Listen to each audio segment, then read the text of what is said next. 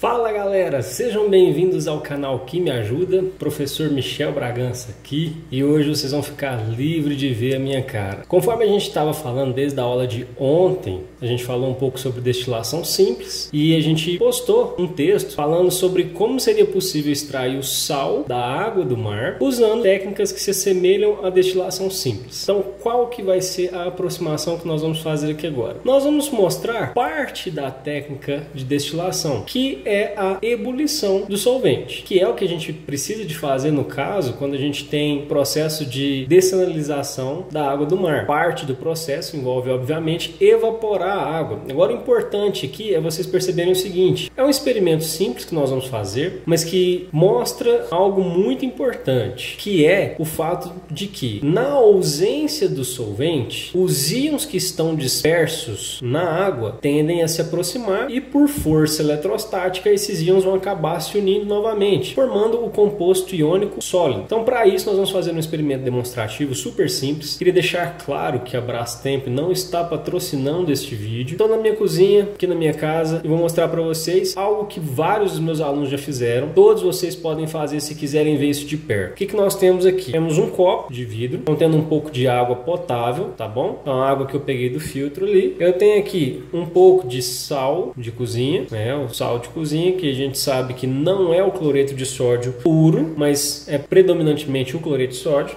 Uma colherzinha para poder adicionar o sal na água, uma frigideira e o fogão. Então, o que nós vamos fazer? Eu vou pegar um pouco de sal, ok? Pegar um pouquinho de sal aqui e vou adicionar esse sal à água, certo? Uma quantidade pequena. Fazendo uma baguncinha aqui de boa. Uma quantidadezinha pequena aqui. Então, adicionei ali. Agora eu vou fazer o que? Eu vou misturar este sal na água para tentar dissolvê-lo totalmente, ok? Então, estou misturando bastante aqui, ó. Vocês podem perceber que o sal já está se solubilizando ali. Então vamos lá. Primeira coisa a ser lembrada. Precisamos lembrar que nessa água, por ser água potável, a gente já tinha uma quantidade de íons diversos dissolvidos. Eu estou adicionando mais espécies iônicas ao adicionar esse sal aqui dentro. O que eu vou fazer agora? Eu vou pegar essa água e vou colocar aqui na frigideira. Escolhi uma frigideira pequena. Estou usando uma quantidade de água também que seja pequena, né? Uma quantidade de água com sal que seja relativamente pequena, para que a gente não fique aqui o tempão, né? Eu vou fazer o que agora? Eu vou acender a chama, deixar em fogo baixo, para que a energia da chama consiga ebulir essa água. A quantidade é muito pequena, então isso vai acontecer relativamente rápido. Quando o solvente for evaporando, ou seja, quando a água começar a evaporar, nós vamos começar a perceber a formação de um pó branco, e nada mais é do que os sais que estão cristalizando. Então, o que a gente chega de conclusão? Que a água vai evaporar, e a gente vai conseguir reter todos os íons dos sais dentro da frigideira. Vou tirar a frigideira aqui e a gente vai acender a chama do fogão.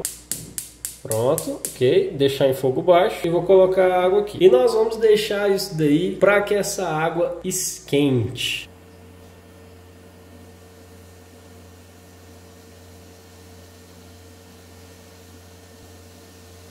Percebam, como a quantidade de água é pequena, ela já começa a entrar em ebulição. É um processo tumultuado, não espontâneo, muito energético. A transferência de energia acontece de modo muito rápido. Começa a acontecer a formação de bolhas e, logicamente, os vapores da água começam a sair para a atmosfera. Diferença da destilação. Na destilação, a gente deveria ter algo aqui para poder vedar o sistema, captar esse vapor da água para dentro de um condensador e conseguir condensar a água para reaproveitá-la. Então aqui nós estamos perdendo o vapor d'água, a gente está perdendo o solvente. O que vai acontecer? Quando esse solvente todo ebulir, passar tudo para o estado gasoso, nós vamos ter os sais, né, que estavam dissolvidos, só que na forma cristalizada. Vai formar uma pequena camada de pó branco na frigideira.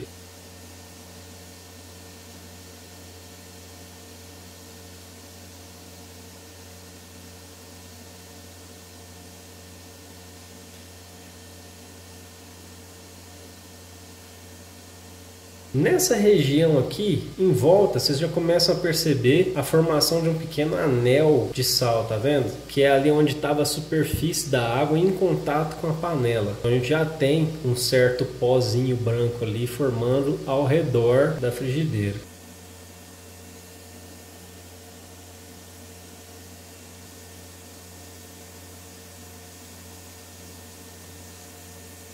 Ó, dá para perceber ali o aumento da quantidade de sal nas laterais. E agora, à medida que a água for acabando de ebulir, né, terminando de passar para o estado gasoso, cada vez mais a gente vai ver essa camada de sal se formando. Preste atenção.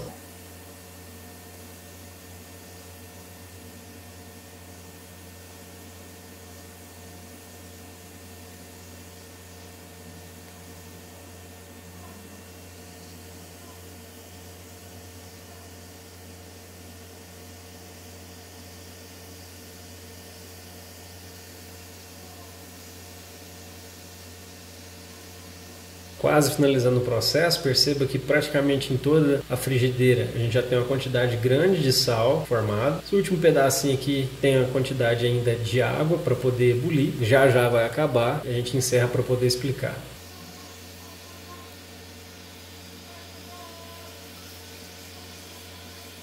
Lá se vão as últimas gotinhas de água.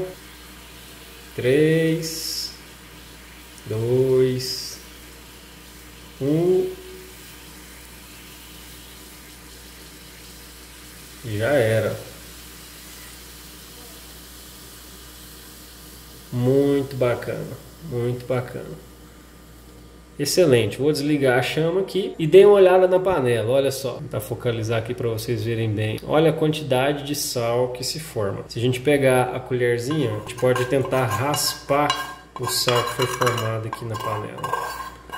Logicamente, né, ele está muito bem aderido, a gente deveria molhar esse sal para tentar extrair ele melhor aqui. Mas vamos lá, vamos explicar rapidamente o que acontece então. Os íons estavam separados pela água. Na ausência da água, devido ao processo de ebulição, ela se dispersa para a atmosfera e esses íons não têm para onde ir. Como a temperatura de fusão e de ebulição dos sais que estão dissolvidos na água é muito mais alta do que a da própria água, o que acontece? Eles começam a se unir, porque eles não vão vaporizar junto, então eles vão se aproximando até se unir novamente no estado sólido.